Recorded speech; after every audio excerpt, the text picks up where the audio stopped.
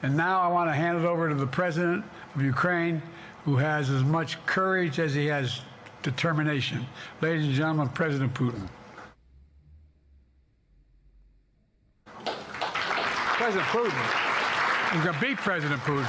President Zelenskyy. I'm so focused on beating Putin, we got to worry about it. You know, everyone focused on how Biden introduced Zelenskyy as President Putin. And nobody seems to be focusing on the fact that his save for that situation is, I'm so focused on beating Putin, you got to worry about it. I'm so focused on beating Putin, we got to worry about it. Anyway, Mr. President. I'm better. You are a hell of a lot better. And I do feel poor old Zelenskyy there. He didn't make it any better when he goes, I am better. Right? I'm sorry, he does talk like that. And am I allowed to hate anything about Zelenskyy, or is that off limits? Does everyone just love... We all love Zelenskyy, right? But, you know, he does sound a little bit like a Bond villain sometimes. Especially surrounded by all those global leaders there at NATO. I am better than Putin. Give Zelenskyy your monies. I know that's a hack, Eastern European-esque voice, but he does talk like that. You know, don't shoot the messenger. Ladies and gentlemen, President Putin. President Putin. He's going to beat President Putin. President Zelenskyy. I'm so focused on beating Putin, we got to worry about it. Anyway, Mr. President. I'm better. You are a hell of a lot better. Thank you so much. Thank you so much.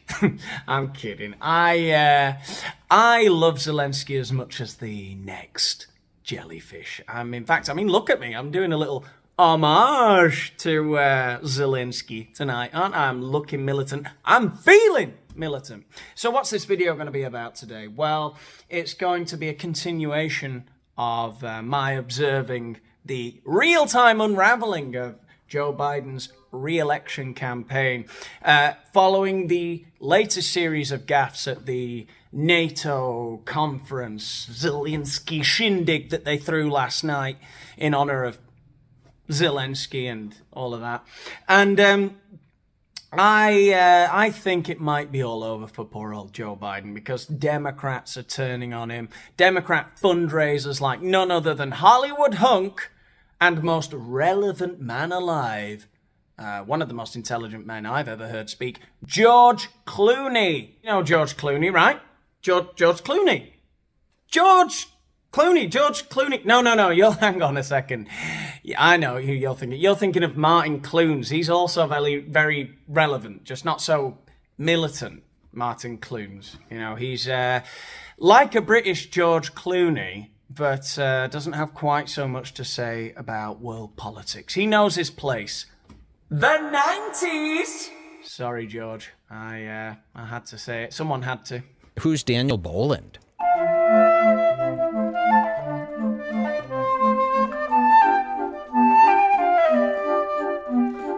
Oh, Daniel Boland, this is a heavy hitter. Do you guys know who this is? So let's kick off the video by taking a look at a few of the gaffes from the NATO shindig last night. I have to say, this wasn't Biden's worst moment the last couple of weeks. That would be quite difficult to achieve. But you know, it wasn't as bad as the debate with Trump. It wasn't as bad as even the interview with Stephanopoulos on CBS.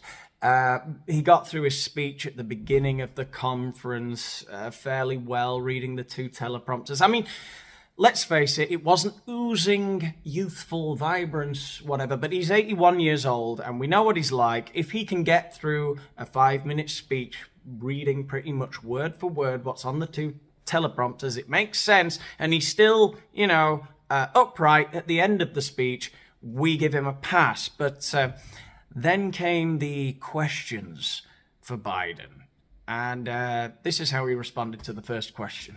What concerns do you have about Vice President Harris's ability to beat Donald Trump if she were at the top of the ticket?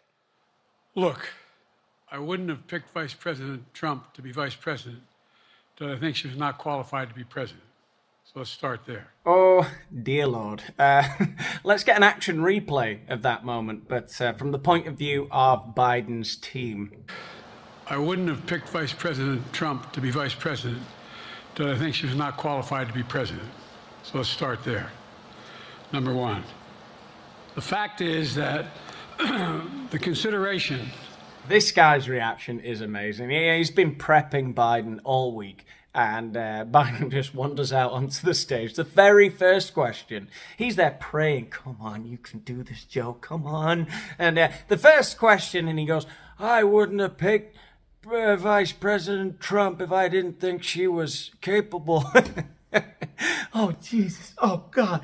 Oh. Then there was this weird thing a couple of days ago, when I think it must have been when they arrived for the summit or whatever, and reading from a teleprompter, he appears to say something about fucking your wife. Secretary, you've guided this alliance through one of the most consequential periods in its history. I realize, I was talking to your wife, I personally asked you to extend your service. Forgive me. So apparently what he meant to say was, I realised from talking to your wife. But, I mean, again, it's just another gaffe. He's mumbling. He can't seem to read a teleprompter. It's a bit of a problem. It's not a good look. Look at my career. I've not had many of those nights. It was a terrible night, and I really regret it happened. But the fact of the matter is, how can you assure you're going to be on faith.can intervene on your way to go to work tomorrow? Age wasn't, the idea I'm too old. The fact of the matter is, how can you assure you're going to be out on your way to go, work tomorrow? Age wasn't, the idea that I'm too old. Keep in mind, that soundbite is supposed to be reassuring to those Democratic supporters who have gone wobbly. Anyway, should we take a look at the George Clooney stuff? Yes, let's look at George Clooney.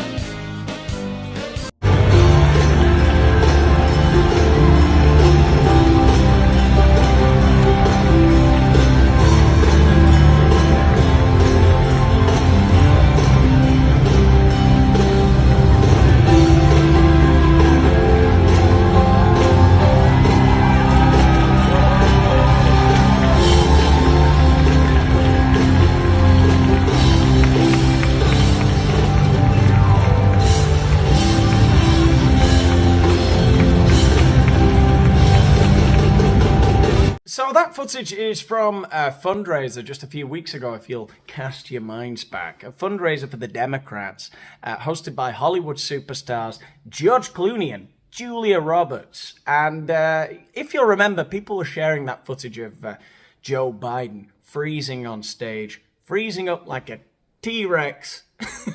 As T-Rex was stage fright there and being led away by Barack Obama. Come on, Joe, let's go and get you an ice cream. All right, and they were sharing that footage everywhere, and they all came out screaming and, digging their heels in. No, no, no, stamping their feet. They were saying that footage is doctored. There ain't no way Joe Biden's a freezing on stage like a little T-Rex with his little T-Rex hands. They said that it was all doctored, that it was all fake. Boy, have they changed their tune now, haven't they, George?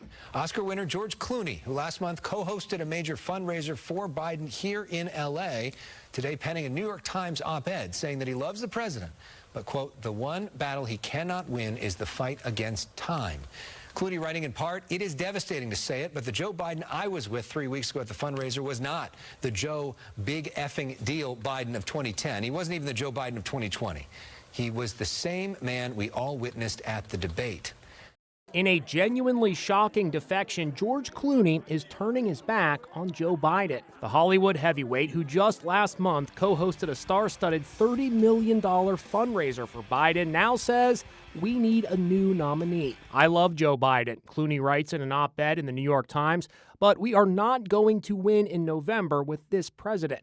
If somebody with the prominence and the clout of George Clooney is saying time to go, it's going to be hard to make the case to stay. Clooney says it wasn't just the debate debacle that changed his mind about Biden. He says he noticed something was off with the president at the fundraiser, where Biden looked vacant before Barack Obama led him off stage. So why the change of tune all of a sudden, George? Is it really that up until a couple of weeks ago, you hadn't noticed that there was anything wrong? You know, like the rest of us, like so many of us have noticed for about 5 or 6 years now, that Joe Biden is on some kind of steep, rapid decline into dementia or Parkinson's.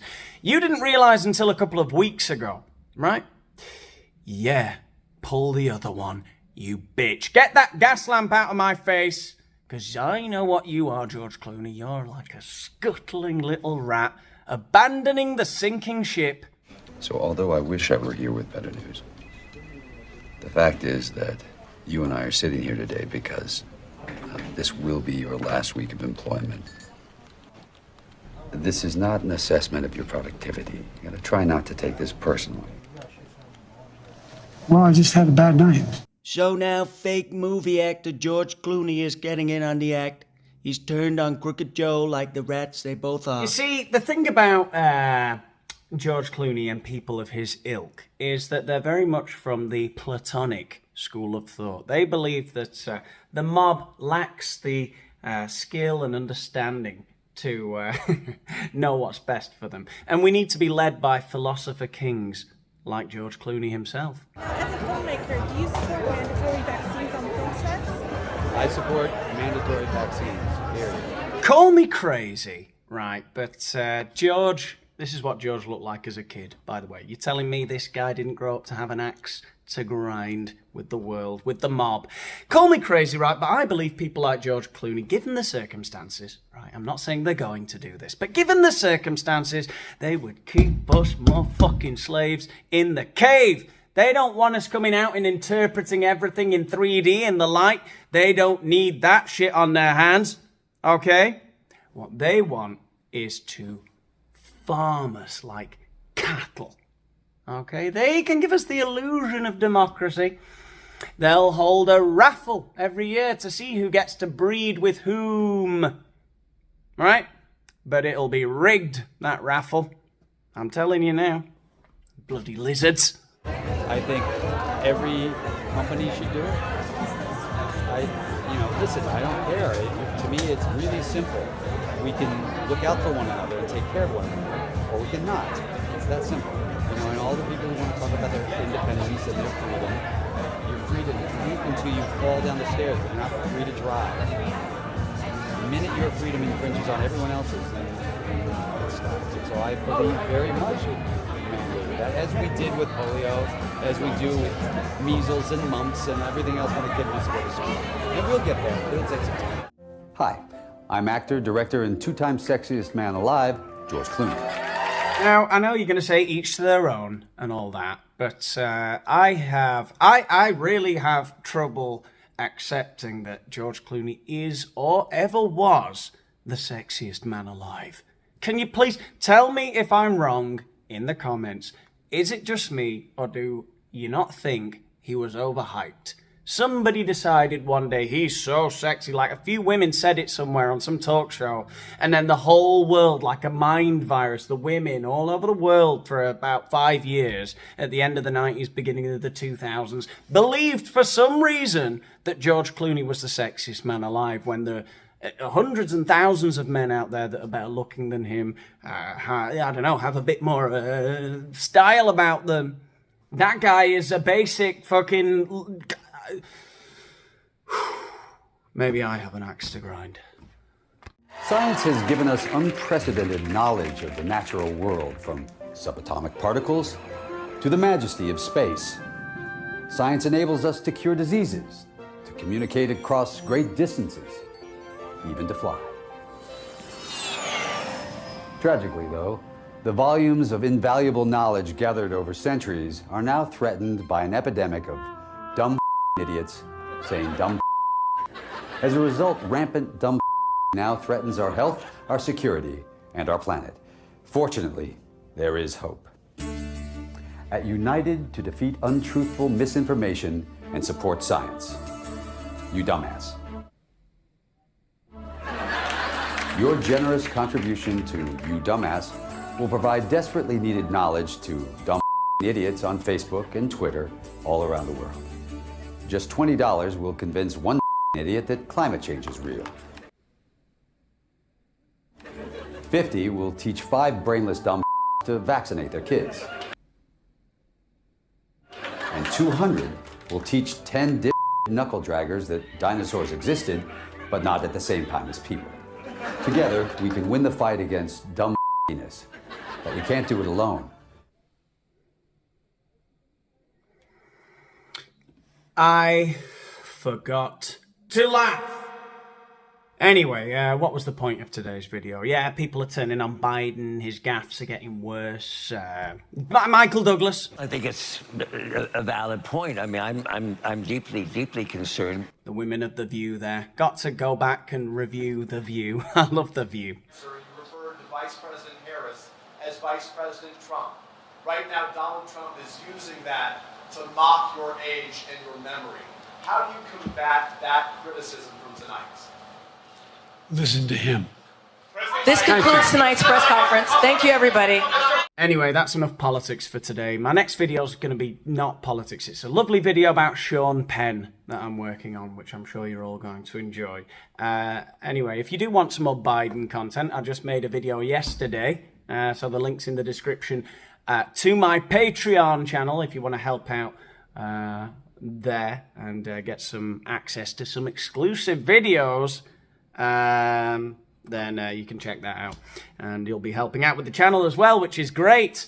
What else? Yeah, if you've enjoyed the video today, give it a like, let the algorithm know, tell me what you thought in the comments, subscribe if you haven't already, and what else? I don't know what else. Turn the notifications on so that you never miss a new video. All that stuff. I'll see you in the next one. Bye. How sweet the sound that saved a wretch like me. Oh, I once was lost, but now I'm found. Was blind, but now I see. Let us stand together. Oh, at the cross, where I first saw the light and the burdens of my heart.